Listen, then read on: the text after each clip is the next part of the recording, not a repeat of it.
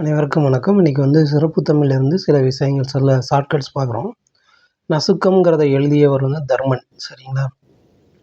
எப்படி ஞாபகத்தில் வச்சுக்கிறோன்னா, தர்மம் வந்து இன்றைய காலகட்டத்தில் நசுக்கப்படுகிறது. அதனால தான் வந்து கல்கி அவதாரம் கூட எடுக்கிறதா வந்து புராணத்தில் இருக்குது. சரிங்களா? அடுத்து பேபி, குட்டி, பாலமுருகன். இப்போ பாருங்கள், பேபி வந்து குட்டியாக இருக்கும். சரிங்களா? இப்போ குட்டி முருகனை வந்து பாலமுருகன் சொல்லுவோம். பாலை அப்படின்னால குட்டி, பேபி, குட்டி, பாலை இப்படி ஞாபகத்தில் வச்சுருக்காங்க. அப்புறம் யானையின் சாவு வந்து சார்வாகன். இங்கே பாருங்கள், சாவுன்னு இருக்குது, சாவான்னு இருக்குது. சரிங்களா? அதை வச்சு ஞாபகத்தில் வச்சுக்கோங்க. அதுக்கப்புறம் வந்து பசி வந்து தாமரை செல்வி. வட இந்தியாவில் வந்து பசி தாங்க முடியாமல் பஞ்ச காலத்தில் தாமரை விதையெல்லாம் சாப்பிட்றாங்களாம். சரிங்களா? அதை ஞாபகத்தில் வச்சுக்கோங்க. அதுக்கப்புறம் இருக முடிய கதவுகள் வந்து சூடாமணி. இப்போ ஒருத்தர் வந்து ரொம்ப சூடாகிட்டார், கடுப்பாகிட்டார்னு வச்சுக்கோங்களேன்.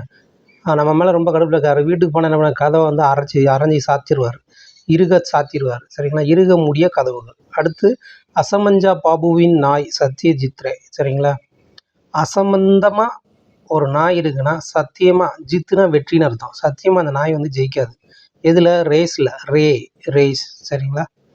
அசம்பந்தமாக ஒரு நாய் இருக்குதுன்னா சத்தியமாக, ஜித்துனா வெற்றி, ஜெயிக்காது. எதில்? ரேஸில். சரிங்களா? அதுக்கப்புறம் ரப்பர் பந்து வந்து ராமகிருஷ்ணன்.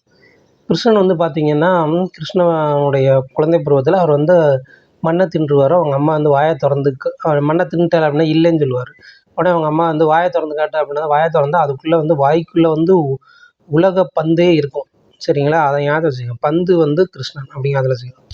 அதுக்கப்புறம் வந்து பனித்துளியின் பேச்சு ரசூல். இப்போ வந்து இந்த ரசகுல்லாவில் இருக்கிற அந்த சாறு இருக்கும் பாருங்கள், அது வந்து பார்த்திங்கன்னா அப்படியே ரசகுல்லாவில் இருக்கிற அந்த சாறு வந்து அப்படியே பனித்துளி மாதிரியே இருக்கும். சரியா? பார்க்குறதுக்கு அதை ஞாபகம். ஒற்றைக்குரல் வந்து இளங்கோ கிருஷ்ணன். இளங்கோனா வந்து இளைய ஒரு மன்னனுடைய இளைய புத்திரன்னு அர்த்தம். கோனா அரசன். சரிங்களா? இப்போ கிருஷ்ணன் வந்து பார்த்திங்கன்னா இளையவர், வீட்டில் வந்து இளையவர். சரிங்களா? ஒற்றை குரல். அப்படி அந்த மகாபாரதத்தில் கிருஷ்ணனுடைய குரல் பார்த்திங்கன்னா ஒற்றை குரலாக தான் இருக்கும். அதாவது பலராமன் வந்து கிருஷ்ணன் பக்கம் பேசவே மாட்டார்.